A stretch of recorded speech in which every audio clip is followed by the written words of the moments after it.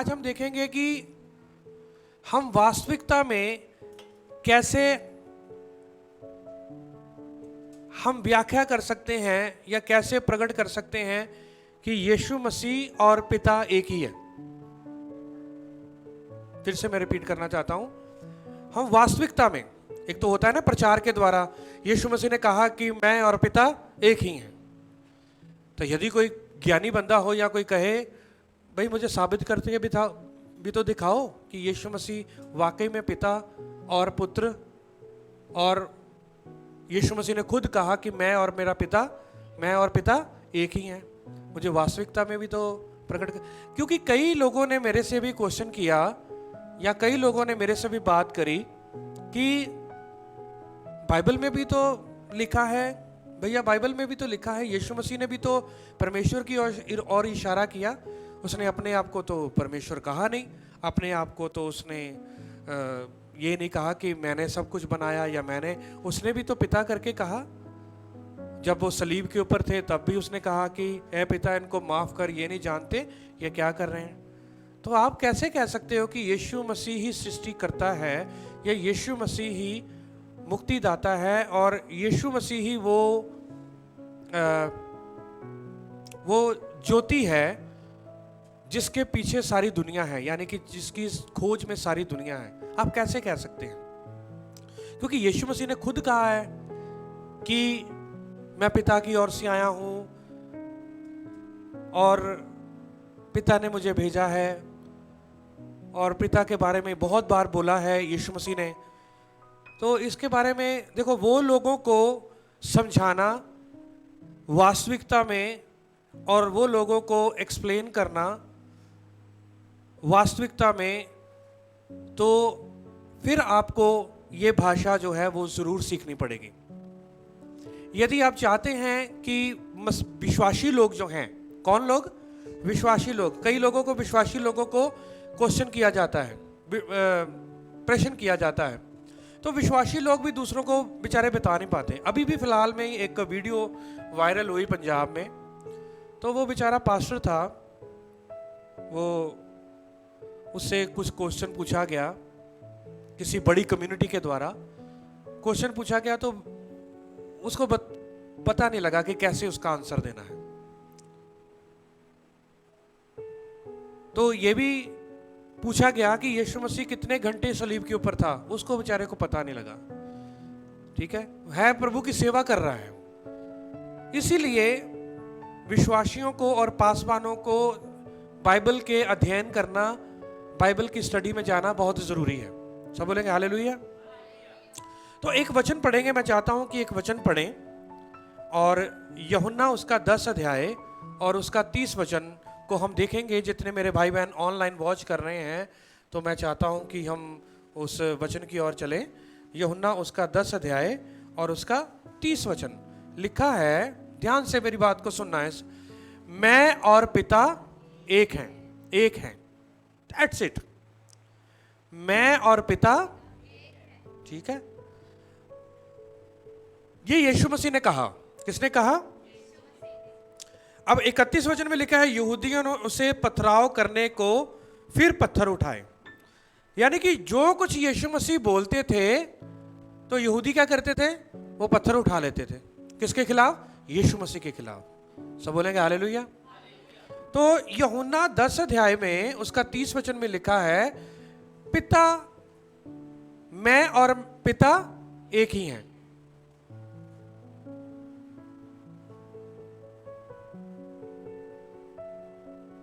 क्योंकि वहां पर लोग पूछ रहे थे कि हमें पिता को दिखा, पिता है कौन?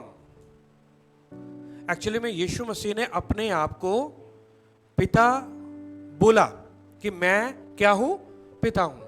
कई लोगों का क्वेश्चन है, कहां पर यीशु मसीह ने बोला कि मैं पिता हूं? यीशु मसीह ने यहां पर 100% यहां पर बोल दिया कि मैं और मेरा पिता, कहने का मैं और पिता एक ही हैं।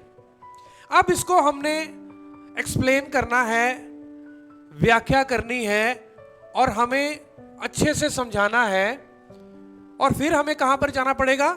इब्रानी भाषा में। सब बोलेंगे हालेलुया। चलो आइए हम एक वर्ड देखते हैं। वर्ड तो मेरे पास बहुत हैं, पर आज हम 2 वर्ड को देखेंगे, ठीक है। पहला वर्ड हम देखेंगे, ये मैं इंग्लिश में लिख रहा हूं।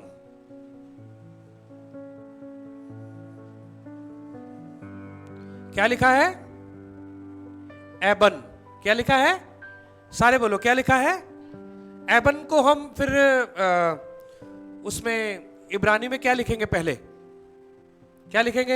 एबन यदि लिखेंगे तो क्या आएगा पहले? एलफ, फिर हाँ बैथ, वेरी गुड, बैथ। फिर कौन से शब्द आ रहे? ए ब न। क्या आएगा? नून। क्या आएगा? नून। ये क्या बन गया? एबन। अब आप सोचेंगे पास्टर जी आपने ये वर्ड तो बता दिया एबन, पर एबन का मतलब क्या है? एबन का मतलब है, सारे बोलो, स्टोन। क्या है? स्टोन। स्टोन। स्टोन को हम क्या कहते हैं हिंदी में? पत्थर। सारे बोलो, क्या कहते हैं? पत्थर। मैंने आपको बोला आज 2 वर्ड देखेंगे। पहले हम एबन में जाएंगे, ठीक है। कहां पर जाएंगे हम? एबन में जाएंगे। तो आइए हम भजन सीता उसका 118, मैं चाहता हूं भजन सीता खोलेंगे और 118 और उसका 122। भजन सीता 118 और उसका 22 वचन मैं आपके लिए पढ़ूंगा। लिखा है, राज मिस्त्रियों ने जिस पत्थर को निकम्मा ठहराया था वही कोने का सिरा हो गया। फिर से मैं बोलना चाहता हूं, राज मिस्त्रियों ने जिस पत्थर को निकम्मा ठहराया वो को क्या बन गया? वो कोने का पत्थर बन गया, कोने का सिरा बन गया। आप अपने जब हम घर बनाते हैं कोने में हम पिलर लगाते हैं या नहीं? कोने में पिलर जरूर होना चाहिए, तभी जो ढांचा जो है वो मजबूत होगा। इसके पीछे बहुत सारी स्टोरीज हैं। जिस राज मिस्त्रियों ने जिस पत्थर को निकम्मा जाना और वो कोने का सिरा हो गया, यानी कि वो कोने का पत्थर हो गया। अब पत्थर को हम इब्रानी में क्या बोलते हैं? हम पत्थर को, सारे बोलो, एबन। फिर से बोलो, एबन। अब पत्थर को हम एबन बोलते हैं, और यदि हम पत्थर को हम हिब्रू में देखेंगे, पत्थर को कहां किस में देखेंगे हम? हिब्रू में। मैं चाहता हूं कि इसको हम थोड़ा सा इसको 2 हिस्सों में करेंगे। ये क्या बना? एब। एब का मतलब क्या है? अब का मतलब क्या है? अब्बा। अब्बा का मतलब, एब का मतलब क्या है?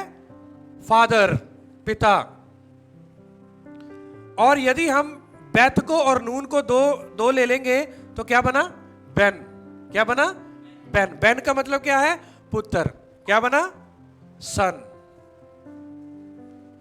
तभी यीशु मसीह ने कहा कि वो जो पत्थर है जो राज मिस्त्रियों ने रद्द किया वो कोने का पत्थर हो गया, और पिता और पुत्र वो मैं ही हूं। एबन कौन है? मैं हूं।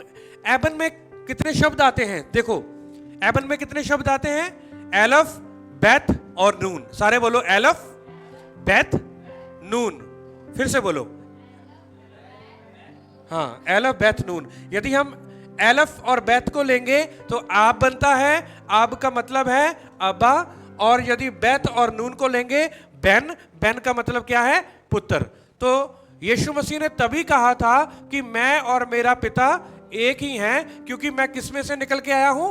बाप से निकल के आया हूं। वो एब से निकल के आया है। एब का मतलब, अब हम ये तीनों शब्दों को हम देखेंगे। एलफ की तस्वीर क्या है? हैं? एलफ की तस्वीर है बैल का सिर, और बैथ की टेंट। क्या है? टेंट, घर। और नून की क्या है? बहता हुआ पानी। क्या है? बहता हुआ पानी। अब देखो, तभी मैंने आपको बोला कि ये लैंग्वेज जो है, ये लैंग्वेज हमसे बात करती है। ये लैंग्वेज क्या करती है? हमसे बात करती है। सब बोलेंगे हालेलुया। क्योंकि एलफ की जो तस्वीर है वो बैल का सिर है, यानी कि इलोहिम, यहोवा, इलोहिम, यहोवा, यहोवा। और बैत जो है वो घर है, ठीक है, यानी कि पुत्र। हिंदी में लिख देता हूं मैं, पुत्र, सन। और नून, नून की तस्वीर क्या है? बहता हुआ पानी, जीवन। ठीक है, जीवन। पानी किसकी ओर इशारा करता है? बहता हुआ पानी जीवन की ओर। सब बोलेंगे हालेलुया। किसकी ओर इशारा करता है? जीवन की ओर। तो पिता और पुत्र वो एक ही हैं, और इनमें से क्या निकला है? क्या है? ये दोनों क्या हैं? जीवन है। यानी कि यीशु मसीह ने कहा, मैं ही पिता हूं और मैं ही क्या हूं? पुत्र हूं। यीशु मसीह ने उनको कहा, तुम्हें कंफ्यूज होने की जरूरत नहीं है, क्योंकि उन्होंने कहा कि हमें पिता को इंट्रोड्यूस करवा, पिता है कौन, हमें बता तो सही, जिसके बारे में हम एक बोलते हैं, एक ही परमेश्वर है, एक ही ज्योति है, ऐसे बोलते हैं ना, एक ही ज्योति है, एक ही परमेश्वर है, एक ही अकाल पुरख है, एक ही मार्ग है। तो वो है कौन, हमें उसके बारे में इंट्रोड्यूस तो करवाओ। तो यीशु मसीह ने कहा कि यूहन्ना 10 अध्याय उसका 30 वचन में, तुम कंफ्यूज मत हो, तुम कंफ्यूज मत हो, बल्कि मैं आपको बताना चाहता हूं कि पिता और पुत्र मैं ही हूं। मैं और पिता एक ही हैं। सब बोलेंगे हालेलुया। तो हमने एबन शब्द से देखा है, इस शब्द से, पत्थर से हमने देखा है कि पत्थर में यहोवा भी है, ऐब भी है, अब्बा भी है और पुत्र भी है, पिता भी है और पुत्र भी है। यदि हम कहें कि पवित्र आत्मा भी हम देख सकते हैं इसमें, पिता, पुत्र, पवित्र आत्मा तीनों शब्दों में देख सकते हैं। एलोफ का मतलब है इलोहिम, क्योंकि इलोहिम कहां से शुरू होता है? एलोफ से। बैत का मतलब है बेन से, पुत्र, और नून से। अब मैं आपको बताऊंगा इसकी जो क्या कहते हैं, गमाट्रिया। एलोफ की वैल्यू कितनी है? 1, बैत की 2 और नून की 50। ठीक है, नून की 50 है। जब आप योद से गिनोगे, योद जो है वो 10वें नंबर पर आता है। एलफ, बैत, गिमल, डेलत, हे, वाव, जाइन, खैत, टैत, योद। योद के बाद फिर 10 से 20 हो जाता है। योद, काफ, लामिद, मेम, नून। वैसे यदि हम देखें तो 14वें नंबर पे आता है।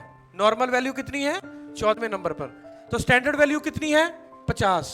ठीक है, तो आपको पता होना चाहिए कि 50वें दिन क्या आया था? पवित्र आत्मा आया था। क्या आया था? पवित्र आत्मा आया था 50वें दिन। अभी अभी हमने सेलिब्रेट किया है ना, डे ऑफ पेंटिकोस्ट। तो पेंटिकोस्ट का मतलब क्या है? What is the meaning of Pentecost? Pentecost का मतलब है 50वां दिन, सप्ताहों का पर्व। कितने सप्ताह? 7 सप्ताह। कितने सप्ताह? 7 सप्ताह। 7 सप्ताहों के बाद पेंटिकोस्ट का पर्व आता है। तो नून की वैल्यू कितनी है? 50। यदि हम 50 और इसको हम जोड़ेंगे ना तो 53 बनता है। कितना बनता है? 53। यदि हम 14 और 2 और 1 को जोड़ेंगे, 14, 15, 16, ठीक है, और 17, तो 17। यदि नॉर्मल वैल्यू से जोड़ेंगे तब भी 8 आएगा, यदि स्टैंडर्ड वैल्यू से जोड़ेंगे तभी 8 आएगा। देखो दोनों तरीके से क्या आ रहा है? 8 आ रहा है, क्योंकि मैंने आपको बोला कि बाइबल जो है वो मैथमेटिकल है, मैथ में भी है बाइबल। ठीक है, यदि हम नॉर्मल वैल्यू हम देखते हैं ना, एलफ, बैत, गिमल, डेलत, हे, वाव, जाइन, खैत, टैट, योद, काफ, लामिद, मेम, नून। नून जो है वो 14वें नंबर पे। ठीक है, 14वें नंबर पर भी हम देख लिया। और जब हम दूसरे तरीके से स्टैंडर्ड देखेंगे, 10 के बाद 20, 30, 40, 50। ठीक है, तो वैसे भी क्या आ रहा है? 53। यदि हम 5 और 3 को जोड़ेंगे 8, यदि 1 और 7 को जोड़ेंगे क्या आता है? 8। ठीक है ना, तो इसका मतलब ये जो तीनों अक्षर हैं, ये सुरक्षा की ओर इशारा करता। आठवें नंबर कौन सा है? एलफ बैत गिमल डेलत हे वाव जाइन खैत। खैत कितने नंबर पे है? 8वें नंबर पे। ठीक है, तो इसका मतलब ये जो पत्थर है ये हमारी क्या है? सुरक्षा है। क्योंकि तभी तो कहा यीशु मसीह ने, ठीक है, वो पत्थर जो रिजेक्टेड स्टोन है, जो ठुकराया हुआ पत्थर था, यीशु मसीह ने उनको बोला, यहूदियों को, वो मैं ही हूं। कहां पर बोला? मैं चाहता हूं कि वो पढ़े मत्ती उसका 2 अध्याय और उसका 42 वचन, वहां पर लिखा हुआ है। मत्ती और उसका 2 अध्याय और उसका 42 वचन। सॉरी, एक मिनट, मरकुस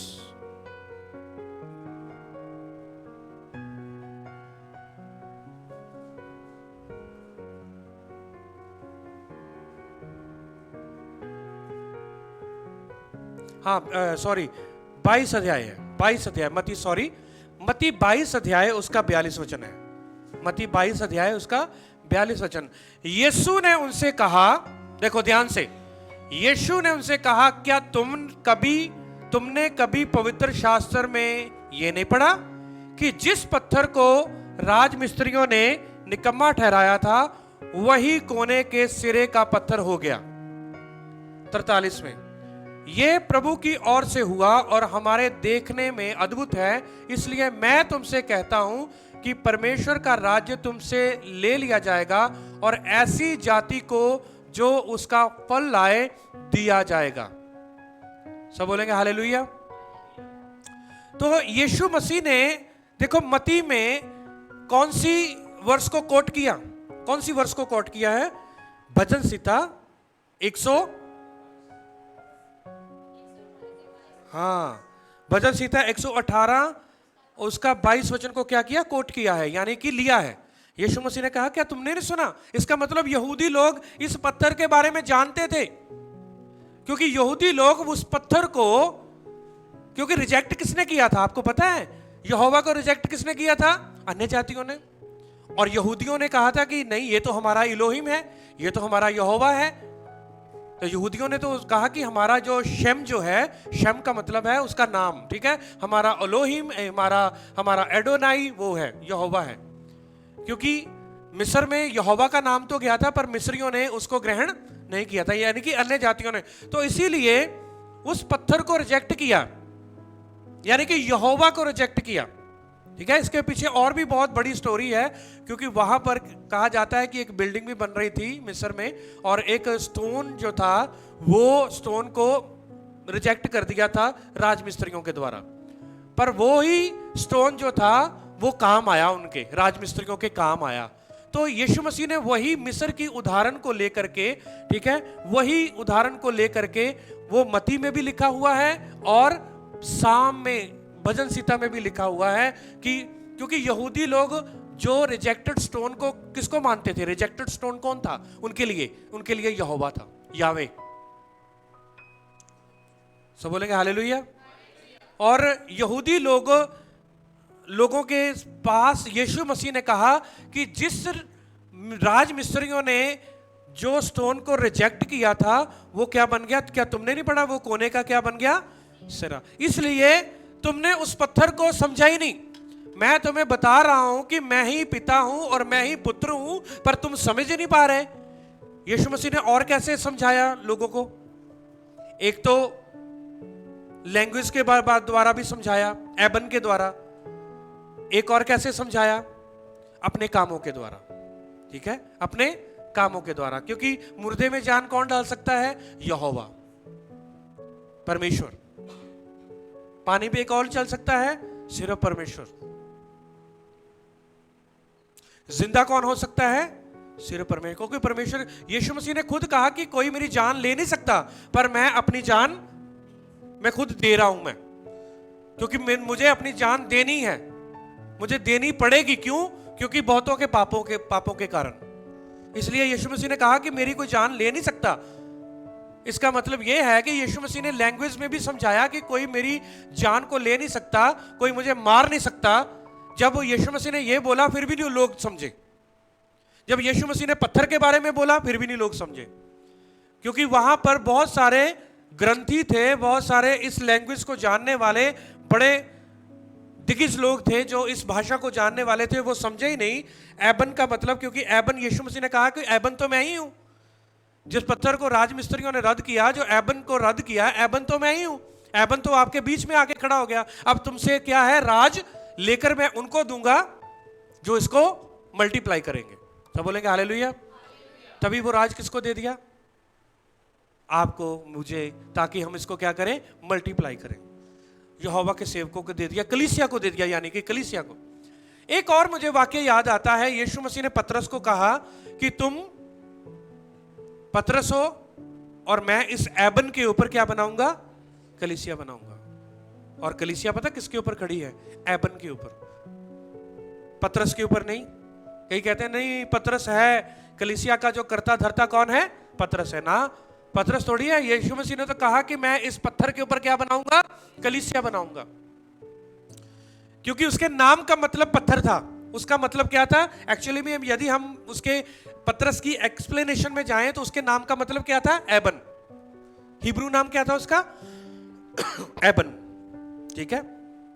तो यीशु मसीह ने कहा कि मैं इस पत्थर के ऊपर क्या बनाऊंगा, कलीसिया। तो कलीसिया कहां पर खड़ी है? पिता, पुत्र और पवित्र आत्मा के ऊपर। और जो कलीसिया पिता, पुत्र, पवित्र आत्मा के ऊपर बिलीव नहीं करती, उस कलीसिया से क्या हो जाना चाहिए? हट जाना चाहिए। सब बोलेंगे हालेलुया। क्योंकि पिता, पुत्र और पवित्र आत्मा है। पिता आया पुत्र बनके, क्योंकि यदि आप उसकी आइडेंटिटी को, उसकी पहचान को आप स्वीकार नहीं करोगे तो इसका मतलब यह है कि आप यीशु मसीह के उस वास्तविकता को आप ठुकरा रहे हो। क्या कि नहीं नहीं, वो पिता थोड़ी ना था, वो तो पुत्र था। वो तो पुत्र बन के आया, वो पिता नहीं था। पिता अलग है, पुत्र अलग है और पवित्र आत्मा अलग है। ऐसे कई कहते हैं ना पिता अलग है। वो कहते हैं कि नहीं नहीं, यीशु मसीह अलग था, पिता अलग है। कंफ्यूज हो रहे हैं ना आप इसमें, कई लोग कंफ्यूज हो जाते हैं। पर जब हम हिब्रू में जाएंगे, एबन, देखो एबन आपको समझा रहा है, ये शब्द आपको समझा रहा है पिता भी वही है, पुत्र भी वही है और पवित्र आत्मा भी वही है। पिता जब उसने पूरे संसार को बनाया, जब उसने नबियों के साथ बात करी, जब सैक्रिफाइस की बारी आई, जब बलिदान देने की बारी आई, वो क्या बन के आ गया? पुत्र बन के आ गया। और जब वो पुत्र बन के जितनी उसकी रिस्पॉन्सिबिलिटी थी, जितनी जिम्मेदारी थी, सारी पूरी करके मुर्दों में से जिंदा होके वो चला गया। फिर कहा मैं आपके लिए क्या भेजूंगा? पवित्र आत्मा भेजूंगा, जो आपकी क्या करेगा? सहायता। है वही है, पत्थर ही है, क्योंकि उसने कहा कि मैं पत्थर के ऊपर क्या बनाऊंगा? कलीसिया बनाऊंगा। नहीं तो मरकुस उसका 16 अध्याय पढ़ लेना, वहां पर यीशु मसीह ने कहा पतरस को, क्योंकि तू पत्थर है और मैं इस पत्थर, तू पतरस है और मैं इस पत्थर के ऊपर क्या बनाऊंगा? कलीसिया बनाऊंगा। और पताल के फाटक भी इसके ऊपर प्रबल नहीं होंगे। पताल के फाटक भी इसके ऊपर प्रबल नहीं होंगे। जो कलीसिया पिता, पुत्र, पवित्र आत्मा के आधार पर है, जो चर्च की डॉक्ट्रिन, जो चर्च का सिद्धांत पिता, पुत्र, पवित्र आत्मा के आधार पर है, उस चर्च के ऊपर कोई भी शैतान के फाटक, पताल के फाटक, अधलोक के फाटक प्रबल नहीं हो सकते। मेरी बात को समझे आप? यदि आप समझे हैं तो इस बात के ऊपर आपने खुद भी गौर करना है और समझाना है लोगों को। और आप जिसको भी वो आपसे कोई आर्ग्यू करे या आपसे कोई बात करे तो आप उनको समझाना है, भाई पत्थर को हम ले। अभी एक और वर्ड बताने वाला हूं, ठीक है? वो वर्ड भी मैं आपको सिर्फ 10-15 मिनट में एक्सप्लेन करूंगा और उस वर्ड के बारे में भी मैं आपको बताऊंगा। उस वर्ड का नाम है एडन, अदन। अदन में क्या हुआ था? कौन था अदन में? उसमें भी मैं आपको बताऊंगा। उसमें भी वो अदन जो शब्द है ना, वो भी पिता, पुत्र, पवित्र आत्मा है और यीशु मसीह है। यीशु मसीह को अदन की वाटिका में पहले से ही वहां पर था। यीशु मसीह ने तभी तो कहा कि मैं मूसा से भी, जब यीशु मसीह ने यहूदियों को कहा कि मैं तो मूसा से भी पहले था, मैं अब्राहम से भी पहले था, याद, मैं आदम से भी पहले था। जैसे जब ये बोला ना कि मैं मूसा से भी पहले था, तो लोग क्या हो गए, यीशु मसीह के फिर पत्थर उठा लेंगे, फिर यीशु मसीह के खिलाफ हो गए। क्योंकि यीशु मसीह क्या बताना चाहते थे? यीशु मसीह क्या बताना चाहते थे कि जिसकी तुम तलाश में हो, जिसकी तुम उपासना करते हो, वो तुम्हारे पास आकर शरीर में खड़ा है। इलोहिम तुम्हारे पास है, एडोनाई तुम्हारा पास है, तुम्हारा जो शेम जिसको तुम शेम बोलते हो, वो शेम तुम्हारे पास है, और तुम्हारा जो यहोवा है जिसको तुम यावे बोलते हो, वो तुम्हारे मध्य में है। तुम पहचान ही नहीं रहे। तभी यीशु मसीह ने कहा कि जिन्होंने मुझे ग्रहण किया उनको मैंने अपने पुत्र और पुत्रियां होने का क्या दिया? अधिकार दिया। यीशु मसीह को हमने पहचान लिया। अब देखो, है वो तीनों एक ही, है वो तीनों एक ही, पर उसकी पहचान जो है वो पिता भी है, वो पुत्र भी है, वो पवित्र आत्मा भी है, वो जो कि हमने वास्तविकता में यहां पर हमने देखा। और एबन जो है, जो पिता और पवित्र आत्मा, पिता पुत्र और पवित्र आत्मा हमें क्या देता है? सुरक्षा देता है। नूह की किश्ती में कितने लोग थे? नूह के जहाज में 8 लोग थे। 8 लोग का मतलब, 8 नंबर का मतलब सुरक्षा, बाड़ा, फेंस, ठीक है। तो इसलिए यदि हम स्टैंडर्ड वैल्यू में चलेंगे तो स्टैंडर्ड वैल्यू में भी 8 आता है, यदि हम नॉर्मल वैल्यू में चलेंगे नॉर्मल वैल्यू में भी 8 आता है। यानी कि पिता पुत्र पवित्र आत्मा हमें क्या देते हैं? सुरक्षा देते हैं। तो ये सिद्धांत जो है पिता पुत्र पवित्र आत्मा, ये चर्च में, कलीसियाओं में होना चाहिए या नहीं? ऐसी बहुत सारी कलीसियां हैं जहां पर सिर्फ पिता ही है, यहोवा की ही पहचान को वो कहते हैं कि यहोवा, पुत्र को वो करते ही नहीं है, पुत्र के वो बारे में नाम ही नहीं लेते। पर जब आप यहोवा को आप परमेश्वर बोलते हैं, इसका मतलब आप उसकी आइडेंटिटी को क्या कर रहे हो? स्वीकार कर रहे हो। जब आप यहोवा को, जब वो देहधारी हुआ है, शब्द क्या हुआ? देहधारी हुआ। जब वो पुत्र बन के आया, जब आप उसको स्वीकार करते हो तो आप उसकी आइडेंटिटी को, उसकी पहचान को क्या करते हो? स्वीकार करते हो। जब वो पवित्र आत्मा बन के आया, तब भी जब आप उसको स्वीकार करते हो पवित्र आत्मा को, तो फिर क्या होता है? आप उसकी पहचान को स्वीकार करते हो। तो हमें तीनों पहचानों को स्वीकार करना है। वो पिता था, वो है, और वो पुत्र था, वो है, और वो पवित्र आत्मा था, वो है। सब बोलेंगे हालेलुया। उसकी पहचान को हमने क्या करना है? स्वीकार करना है। हमारे बीच में ब्रदर मनीष है। यदि मैं कहूं कि ये राहुल का भाई नहीं है, तो ये लोग क्या कहेंगे? नहीं, आप पास्टर साहब आप गलत कह रहे हो, ये राहुल का क्या है? वो भाई है। यदि मैं कहूंगा कि ये सिस्टर नीलम का बेटा है पर राहुल का भाई नहीं है, मैं क्या कर रहा हूं? भाई की पहचान को रिजेक्ट कर रहा हूं, और मनीष के जो पुत्र की पहचान को, मैं सिस्टर नीलम के जो बेटे हैं तो उसकी पहचान को मैं एक्सेप्ट कर रहा हूं। क्या मैं यहां पर गलत हूं? हाँ, मैं एक पहचान को मैं एक्सेप्ट कर रहा हूं पर दूसरी पहचान को नहीं कर रहा हूं। समझ लगी मेरी बात? तो इसीलिए मुझे पहचान को एक्सेप्ट करना है, हमें एक पहचान को एक्सेप्ट करना है। वो यहोवा है, वो पुत्र है, वो पवित्र आत्मा है। उसकी तीनों पहचानों को हमने एक्सेप्ट करना है। इसलिए यीशु मसीह ने कहा, मैं और मेरा पिता, मैं और पिता एक ही हैं। ठीक है। तो यीशु मसीह जो है वो चीफ कॉर्नर है, चीफ कॉर्नर स्टोन है, यानी कि वो मुख्य, वो पत्थर है जिसको राजमिस्त्रियों ने क्या किया? रद्द किया। अब जब वो पुत्र बन के आया, तब किन्होंने रद्द किया? यहूदियों ने। क्या किसने किया रद्द? यहूदियों ने। पर अन्य जातियों ने क्या किया? ग्रहण किया। देखो यहां पर उल्टा हुआ है। वहां पर मूसा जब वचन लेकर आया पहाड़ से, तो इजरायलियों ने क्या किया? ग्रहण किया। अन्य जातियों ने क्या किया? ठुकराया। अब नए नियम में क्या हुआ? यहूदियों ने रिजेक्ट कर दिया, अन्य जातियों ने ग्रहण कर लिया। यहां पर ट्विस्ट आ गया। सब बोलेंगे हालेलुया। तभी यीशु मसीह ने कहा, जिन्होंने मुझे ग्रहण किया उन्होंने ये पहचान पाई है कि वो मेरे पुत्र और पुत्रियां हैं, मेरे बच्चे हैं। सब बोलेंगे हालेलुया। तो आइए हम सेकंड वर्ड में चलेंगे। मैं चाहता हूं कि इसको थोड़ा सा रब मैं कर दूंगा। तो एबन के बारे में पता लगा आपको? चलो हम दूसरे वर्ड में चले जाएंगे जल्दी से, उसके बाद फिर हम खत्म करेंगे। और मैं चाह रहा था कि हम दूसरी क्लास में हम करेंगे, पर ये शॉर्ट है तो मैं चाहता हूं कि इसको हम जल्दी से हम करेंगे और इसके वर्ड को भी हम लिखेंगे। तो एडन जो है वो आइन से शुरू होगा। आइन, एलफ से नहीं शुरू होगा। किससे शुरू होगा? आइन। डेलत,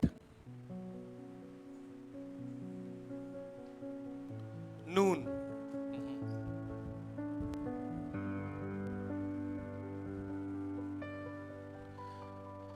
क्या है ये? एडन। अदन में क्या हुआ था?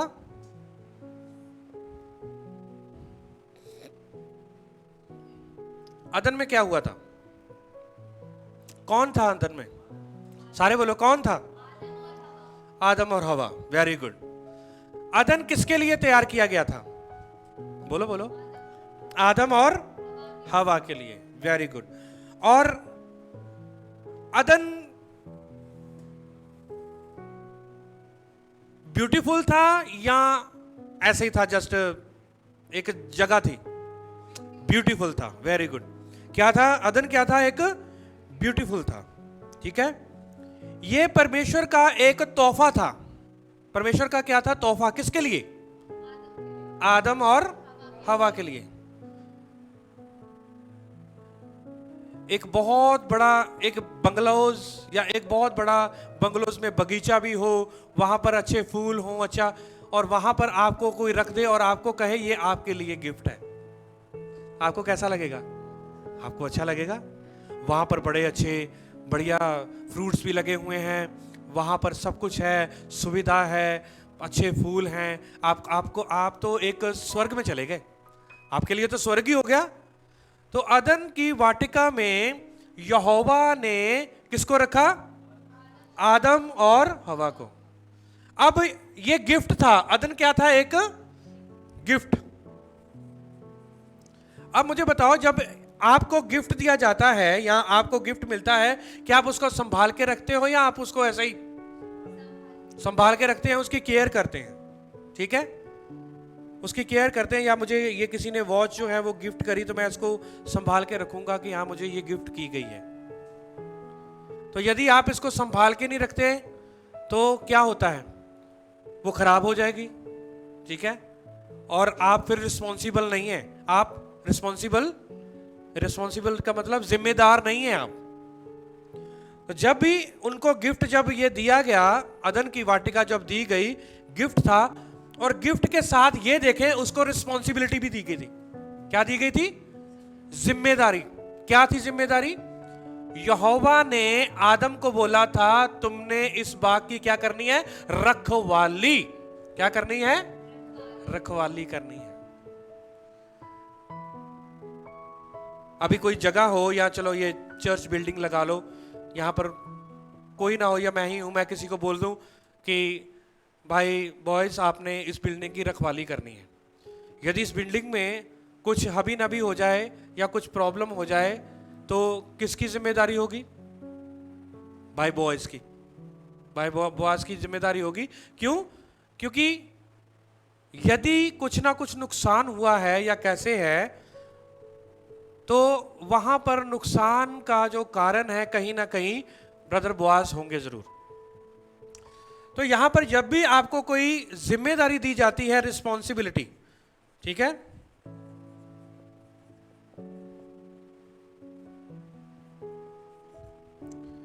जिम्मेदारी, ठीक है, तोहफे के साथ साथ आपको रिस्पॉन्सिबिलिटी यानी कि आपको जिम्मेदारी भी है। क्या है आपके पास? जिम्मेदारी है। यदि आप जिम्मेदारी आपके पास है तो आप क्या करोगे? उसकी देखभाल भी करोगे। क्या करोगे? आप उसकी देखभाल भी करोगे। देखभाल को क्या कह सकते हैं हम? केयरिंग। उसकी देखभाल करोगे, उसकी चिंता करोगे, यार ये डैमेज ना हो जाए, वो ना हो जाए, ये ना टूट जाए, वो ना टूट जाए, ऐसा ना हो जाए। तो ये देखो कितना अदन की वाटिका उनके लिए एक गिफ्ट था, उनके लिए तोहफा था। तोहफे के साथ साथ यहोवा ने उनको रिस्पॉन्सिबिलिटी भी दी। रिस्पॉन्सिबिलिटी जब जिम्मेदारियां दी, और केयरिंग करना ये आदम के हाथ में था। और जब केयरिंग जब वो करेगा जो फेथफुल है, जो कौन है? फेथफुल, जो विश्वास योग्य है। अब आदम जो था इसमें भी फेल हो गया, और केयरिंग में भी फेल हो गया, जिम्मेदारी में भी फेल हो गया, और गिफ्ट जब जब उसको गिफ्ट दिया गया था उसको उससे वापस ले लिया या नहीं? मैं इसके बारे में आपको बताना चाहता, मैं यहां पर ही आऊंगा। जब हम इस संसार में हम यहोवा के साथ, यीशु के साथ हम बने नहीं रहेंगे अपनी जिंदगी के अंत तक, क्योंकि हमें अंत तक बन के रहना है, तो ये याद रखना, हमसे साल्वेशन छीन ली जाएगी। हमसे साल्वेशन, मुक्ति छीन ली जाएगी। कईयों का प्रचार होता है कि नहीं, मुक्ति आपसे कभी नहीं छीनी जा सकती। क्यों नहीं छीनी जा सकती? यदि आप अंत तक बने नहीं रहेंगे, यीशु मसीह के साथ बने नहीं रहेंगे, आपने अपने विश्वास को भी खो दिया, अपनी जिम्मेदारी को भी खो दिया, अपने चिंता नहीं करी, आपने अपनी आत्मा की चिंता नहीं करी, आप विश्वास योग्य नहीं रहे, तो बाइबल में तो, वचन में तो लिखा है यूहन्ना 15 अध्याय में, तो वो डाली काट दी जाएगी। वो डाली क्या होगी? काट दी जाएगी। तो कई लोग कहते हैं कि नहीं, एक बार साल्वेशन मिल गई बस ठीक है, उसके बाद जो मर्जी करते रहो। ऐसे कई प्रचार करते हैं, तो मैं उस प्रचार को मैं रॉन्ग करता हूं, वो बिल्कुल गलत है, वो बिल्कुल गलत है। ऐसे प्रचारकों के ऊपर, ऐसे प्रचार में आपने बिलीव भी नहीं करना। हाँ, इंसान यदि वो बना हुआ है अपनी मुसीबतों में भी, यदि वो पाप भी करता है, पाप के बाद वो क्षमा मांगकर, वो रिपेंट करके वो यीशु मसीह के पास वापस आता है, तब भी उसके ऊपर क्या होती है? दया होती है। यदि वो पाप करके पाप करी जाएगा, करी जाएगा, करी जाएगा, करी जाएगा, और अंत तक जब उसकी मृत्यु हो गई, पाप में ही मर गया, तो क्या उसको सल्वेशन मिलेगी? क्या उसका गिफ्ट जो है वो छीना जाएगा या नहीं छीना जाएगा? छीना जाएगा। सब बोलेंगे हालेलुया। आदम जो था वो, उसने पाप किया, पर उसने ब्लेम लगाया। क्या ब्लेम लगाया? अदन की वाटिका में यहोवा ने पूछा, परमेश्वर ने पूछा, आदम तू कहां है? Where are you? कहां पर है? तो आदम ने कहा, ठीक है, यहोवा ने कहा कि तुम अपने आप को छुपा रहे हो क्या? तुमने उस पेड़ के फल को तो नहीं खा लिया जो मैंने तुम्हें मना किया था? तो आदम ने क्या कहा? मुझे किसने खिलाया? स्त्री ने खिलाया मुझे, जो तुमने मुझे स्त्री दी है, तुमने। तो उसने कहा तुमने ये किया, स्त्री को बोला, वुमेन को। उसने क्या कहा? मुझे किसने आके खिलाया? शैतान ने आके, सर्प ने आके खिलाया। सब बोलेंगे हालेलुया। तो ब्लेम जो है, यानी कि एक दूसरे के ऊपर क्या लगा रहे हैं? ब्लेम। कहां पर? अदन में। कहां पर लगा रहे हैं? अदन में। आज भी अदन में बताऊंगा, ये यीशु मसीह है, ये बिल्कुल यीशु। कई बार ऐसा होता है हम यीशु मसीह में रहकर भी हम अपने पापों का अंगीकार नहीं करते। हम मसीहत में रहकर भी अपने पापों का, अपने गुनाहों का अंगीकार नहीं करते। और जब हम अपने पापों और गुनाहों का अंगीकार नहीं करेंगे, तो यही याद रखना, यीशु मसीह में रहकर भी आपकी लाइफ, आपकी मसीहत खोखली है। क्या है? खोखली है। कितने कहते हैं कि मैं पापी हूं? भाई, हम तो सब पापी हैं, ठीक है। पौलुस कहता है कि सबसे बड़ा पापी मैं ही। उसने अपने आप को कभी नहीं कहा कि मैं परफेक्ट हूं। इतना बड़ा योद्धा होकर के, इतना बड़ा वो प्रचारक होकर के, इतना इंटेलेक्चुअल जो था, इतना बुद्धिमान व्यक्ति जो था वचन के प्रति भी, और इतना यहोवा का काम करने वाला, यीशु मसीह का काम करने वाला, अन्य जातियों में वचन लेके जाने वाला, वो कह रहा है कि तुम में से सबसे बड़ा पापी मैं ही हूं। तो कई कहते हैं कि नहीं जी, हम तो परफेक्ट हैं, हमें तो वचनों की गहराइयों के बारे में पता लग गया, हमें तो वचनों के बारे में पता लग गया, हम तो अब बड़े बड़े बड़े प्रचारक बन गए। पर यही याद रखना, यदि वो अपने आप को अभी भी नहीं कहते कि हम पापी हैं, हमसे गलतियां होती हैं, गुनाह होते हैं, पाप करते हैं, तो यही याद रखना कि समथिंग इज रॉन्ग। क्या है? रॉन्ग है। यीशु मसीह में होकर के हमें रोज अपने पापों का क्या करना है? अंगीकार करना है। रोज अपने पापों का क्या करना है? अंगीकार करना है। रोज प्रभु, जो भूले चूक से कोई पाप हो गया, प्रभु मुझे माफ करना। तो आइए हम ये इसकी पिक्चर में चलते हैं। आइन की जो पिक्चर क्या है? आंख। Very good. क्या है? आंख। और डैलत की तस्वीर क्या है? दरवाजा। क्या है? दरवाजा। और नून की पिक्चर क्या है? पानी। ठीक है। आंख क्या करती है? देखती है। देखो,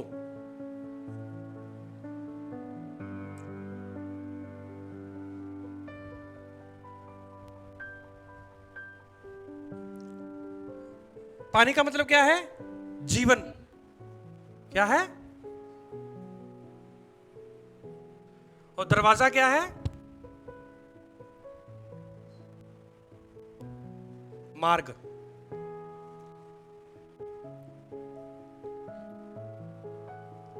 देखो जीवन के मार्ग को।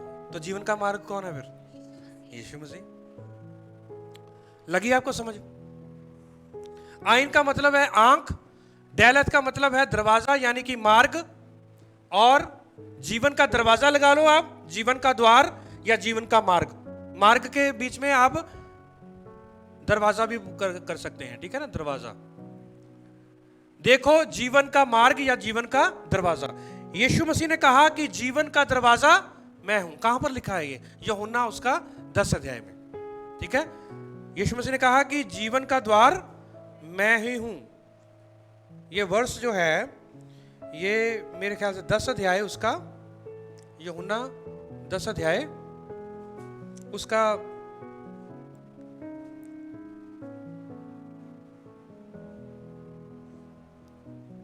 हाँ 7 वचन। यूहन्ना पढ़ेंगे हम। यूहन्ना 10 अध्याय और उसका 7 वचन भी पढ़ेंगे और 9 वचन। लिखा है, तब यीशु ने उनसे फिर कहा, मैं तुमसे सच सच कहता हूं कि भेड़ों का द्वार मैं हूं। और 9 वचन में लिखा है, द्वार मैं हूं, यदि कोई मेरे द्वारा भीतर प्रवेश करे तो उद्धार पाएगा और भीतर बाहर आया जाया करेगा और चारा पाएगा। सब बोलेंगे हालेलुया। तो एडन का मतलब क्या है? जीवन का मार्ग। देखो जीवन का मार्ग। और जीवन का मार्ग कौन है? यीशु मसीह ने कहा यूहन्ना 14 अध्याय और उसका 6 वचन में कहा, लिखा है कि मार्ग और सत्य और जीवन मैं ही हूं। तो ये एडन जो है मार्ग भी है, सत्य भी है और जीवन भी है। सब बोलेंगे हालेलुया, हालेलुया। तो एडन कौन है? अदन कौन है? यीशु मसीह। कौन है? यीशु मसीह। तो यीशु मसीह ने वो और यहोवा वही जीवन है, वही मार्ग है। यीशु मसीह वही जीवन है और वही मार्ग है। और ये मैंने आपको पुराने नियम से बताया, और वो भी मैंने आपको पुराने नियम से बताया साम जो भजन सीता उसका 118 का 22।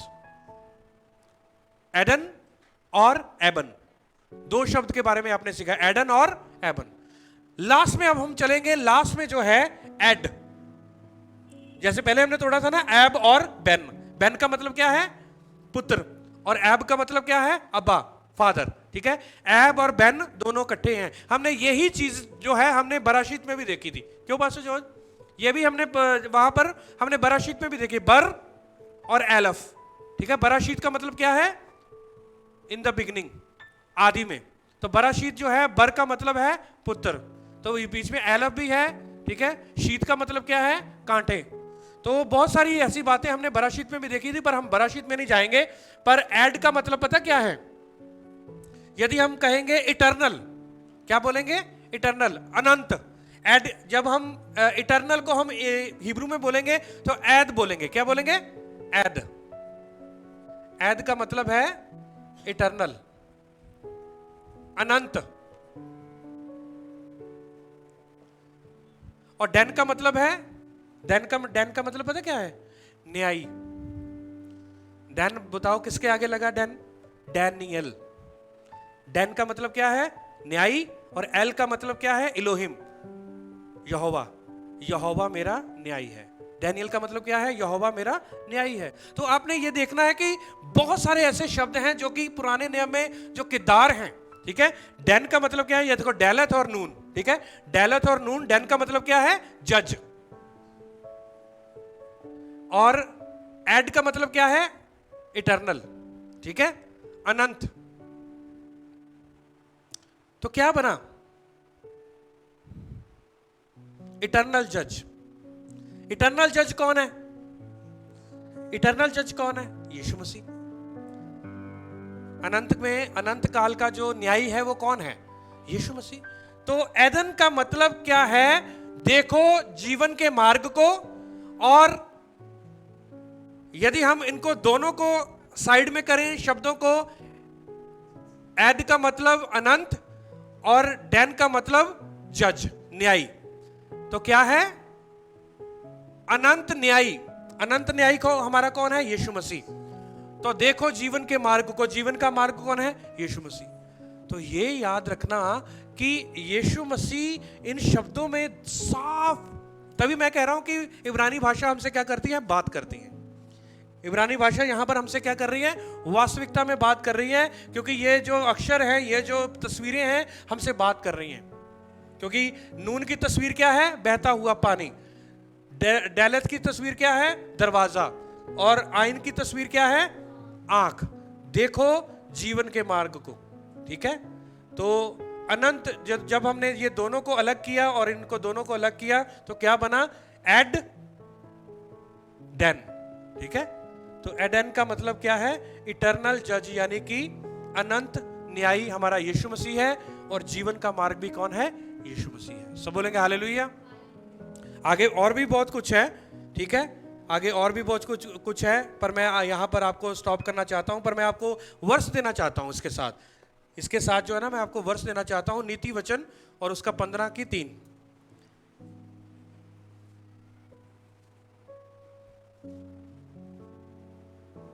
नीति वचन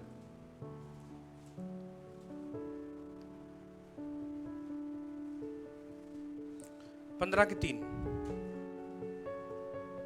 आइन की तस्वीर क्या है? आइन की पिक्टोग्राफ क्या है? आंख। 15:3 में क्या लिखा है? यहोवा की आंखें सब स्थानों में लगी रहती हैं, वह बुरे भले दोनों को देखती रहती हैं। आ गया ना? आइन कौन है? यहोवा की आंख। तो आइन जो है वो यीशु मसीह भी अनंत है, ठीक है। एक और वचन देना चाहता हूं, क्योंकि ये एडन के साथ आप, ये सपोर्टिव वर्सेस है आपके लिए। अब हम नए नियम में एक देखते हैं, ठीक है। नए नियम में क्या देखते हैं हम? यीशु मसीह ने खुद कहा कि मैं अनंत जीवन हूं, ठीक। यूहन्ना 10 अध्याय, यूहन्ना 10 अध्याय और उसका 27-28 वचन। यूहन्ना 10 अध्याय उसका 27-28 वचन लिखा है, मेरी भेड़ें मेरा शब्द सुनती हैं और मैं उन्हें जानता हूं और वह मेरे पीछे पीछे चलती हैं। 28 ध्यान से, 28 बिल्कुल बड़े ध्यान से सुनना। और मैं उन्हें अनंत जीवन देता हूं और वह कभी नाश ना होंगी और कोई उन्हें मेरे हाथ से छीन ना लेगा। सब बोलेंगे हालेलुया। आ गया ना अनंत जीवन भी यहां पर, ठीक है। तो यहोवा की आंख और यीशु मसीह अनंत जीवन, देखो ये सब एक ही है। यहोवा की आंख, यहोवा कहता है कि मेरी आंखें किस पे ऊपर लगी रहती हैं? भले लोगों के ऊपर भी और बुरे लोगों के ऊपर भी। कई लोगों का क्वेश्चन होता है, भाई बॉयज बहनों मेरी जितने भी बैठे, कई लोगों का क्वेश्चन होता है, परमेश्वर जो है वो बुरे लोगों को क्यों बढ़ाता है? बुरे लोग, उनके पास सब कुछ है, सोना चांदी हीरे मोती पैसा धन दौलत सब कुछ है। कई लोगों का सवाल होता है कि सब उनके पास सब कुछ है, हम इतनी भक्ति कर रहे हैं, भक्ति कर करके हम थक गए, हम यहोवा के गीत भजन गाते हुए थक गए, आज भी हमारे ऊपर कर्जा, आज भी हमारे ऊपर प्रॉब्लम, आज भी हमारे ऊपर ये सब कुछ। कईयों के दिमाग में ये बड़ी हलचल चलती है, क्या है कि उनको वो तो प्रफुल्लित हो रहे हैं, उनके पास तो सब कुछ है, उनके पास तो BMW है, उनके पास तो फॉर्च्यूनर है, उनके पास बंगलोज हैं, उनके पास सब कुछ है। पर ये वचन को याद रखना, प्रोवर्ब्स 15 उसका 3 वचन, कि यहोवा की जो आंख है वो भले को भी ऊपर लगी रहती है और बुरे लोगों के ऊपर भी लगी रहती है। उनके पास फॉर्च्यूनर हो सकती है, उनके पास BMW हो सकती है, उनके पास पैसा हो सकता है, उनके पास बंगलोज हो सकता है, पर ये याद रखना उनके पास ना तो अनंत जीवन है ना जीवन का मार्ग है, क्योंकि उनको अदन से क्या कर दिया गया है, वो बाहर है। पर आप क्या हो, अदन के अंदर हो। सब बोलेंगे हालेलुया। आप अदन के अंदर हो, और अदन के अंदर ही जब आप रहोगे, अभी तो उनको बहुत सारी सुविधाएं मिलनी थी, आपको पता है किनको, आदम और हवा को। आपको क्या लगता है कि जब वो अदन की वाटिका के अंदर थे, पर यहोवा ने उनको सेम वहां पर सीमित रखा हुआ था, चलो जो मैंने दे दिया बस ठीक है, इसी में खुश रहो। यदि वो फेथफुल रहते, यदि वो विश्वास योग्य रहते, तो यहोवा वहां पर उनको बढ़ाता, उनको वहां पर कायम रखता, उनके वहां पर ही बच्चे होते, वहां पर ही सब कुछ होता, उनके लिए स्वर्ग था, वहां पर ही सब कुछ होता। पर उनको क्या किया, यहोवा ने बाहर निकाल दिया। उनसे गिफ्ट क्या हुआ, छीना गया। रिस्पॉन्सिबिलिटी निभाई नहीं, केयरिंग की नहीं, फेथफुलनेस के साथ चले नहीं, क्योंकि एदन में तो थे। अदन अब यीशु मसीह है ना, यीशु मसीह का राज्य हमारे पास। यीशु मसीह ने क्या कहा, मैंने उनसे लेकर किसको राज्य दे दिया है, उनको दे दिया है जो बढ़ाएंगे। किसको बोला था यीशु मसीह ने, यहूदी लोगों को। मैंने तुमसे राज्य को छीन गए, क्योंकि तुमने राजमिस्त्री के जो पत्थर को, जिन पत्थर को रद्द किया गया, उस पत्थर को तुमने ग्रहण नहीं किया। पर तुमने ग्रहण नहीं किया, इसलिए मैंने तुमसे क्या किया है, राज्य को ले लिया है और उनको दिया है जो बढ़ाएंगे राज्य को। तो इसका मतलब फेथफुलनेस के साथ जब हम चलेंगे, तो यहोवा वो सारी बातों को हमें प्रदान करेगा जो हमारी जिंदगी की जरूरतें हैं। आज मेरी गाड़ी के अंदर आगे बड़ी जबरदस्त, अभी नई कोई निकलवा के लेकर आया था BMW, अभी उसके ऊपर रिबन भी लगे हुए थे। तो देखने के द्वारा ना वो हो जाता है, यार BMW लेके जा रहा है, तो क्या हो जाता है, देखने के द्वारा कभी हमारे पास भी होगी ऐसी। पर मैंने कहा नहीं परमेश्वर, सॉरी यदि आपकी इच्छा है तो ठीक है, क्योंकि वो रिबन लगे हुए थे, पीछे भी रिबन लगे थे, आगे भी रिबन लगे थे, तो मेरे आगे आगे वो गाड़ी जा रही थी। तो मैं आपको क्या बोलना चाहता हूं, यदि यहोवा की इच्छा आपको देने की है, बंगलोज, गाड़ी, पैसा, धन दौलत, वो देगा जरूर, पर आपको कहां पर स्टे रहना पड़ेगा, अदन में, क्योंकि अदन में ही अनंत जीवन है, अदन में ही जीवन का मार्ग है। अदन का मतलब ही है देखो जीवन के मार्ग को, और अदन का मतलब, एड का मतलब है अनंत, और डेन का मतलब है जज, न्यायी। तो अनंत न्यायी कौन है हमारा, यहोवा, ठीक है, यीशु मसीह। तो यीशु मसीह ही अदन है, यहोवा ही अदन है, और यहोवा, इसीलिए यहोवा ने अपने आप में रखा था, इसीलिए यहोवा ने उनको बाहर निकाल दिया। सब बोलेंगे हालेलुया। तो इसलिए उनको वापस बुलाने के लिए, उनको वापस लेने के लिए यहोवा ने फिर एक मार्ग बनाया, एक रास्ता बनाया, और वो रास्ता कौन था, यीशु मसीह। कि यदि तुम उसको ग्रहण करोगे तो तुम अनंत जीवन तुम पाओगे, फिर से अदन में आओगे। कहानी वहां पर ही जाकर समाप्त होगी, क्योंकि फिर से उसने कहा, जब आप प्रकाशित वाक्य को ध्यान से पढ़ेंगे, लास्ट में, मैं आपको क्या रखूंगा, मैं आपको बारगाहों में रखूंगा, मैं आपको बगीचे में रखूंगा, मैं आपको वाटिका में रखूंगा, मैं आपको अनंत जीवन में रखूंगा, मैं आपको आरामदायक जगह पर रखूंगा। तो अदन से निकले थे और अदन में ही वापस जाना है। सब बोलेंगे हालेलुया। अदन से निकले थे और अदन से ही हम वापस जाएंगे। जो यहां से यहोवा ने ह्यूमन बीइंग को निकाला था, ह्यूमन को बाहर निकाला था, और वहां पर परमेश्वर फिर लेकर आएगा, पर उनको ही जिन्होंने यहोवा के पुत्र को, यीशु मसीह को क्या किया है, अपना उद्धारकर्ता करके ग्रहण किया है। एबन कौन है, पिता है, पुत्र है और पवित्र आत्मा है। एबन कौन है, एब का मतलब क्या है, पिता, और बैन का मतलब क्या है, पुत्र। तो वो राजमिस्त्रियों ने जो पत्थर को रद्द किया था, और वो ही कोने का सिरा हो गया, और वो कोने का सिरा कौन है, पिता और पुत्र और पवित्र आत्मा। और ये जो एडन है, एदन कौन है, जीवन का मार्ग यानी यीशु मसीह। और अनंत न्यायी कौन है, यहोवा। यहोवा ने कहा ना कि मैं अंत में क्या करूंगा, मैं क्या करूंगा, न्याय करूंगा। तो डैनियल, डैन का मतलब है जज, और एल का मतलब क्या है, इलोहिम, यहोवा।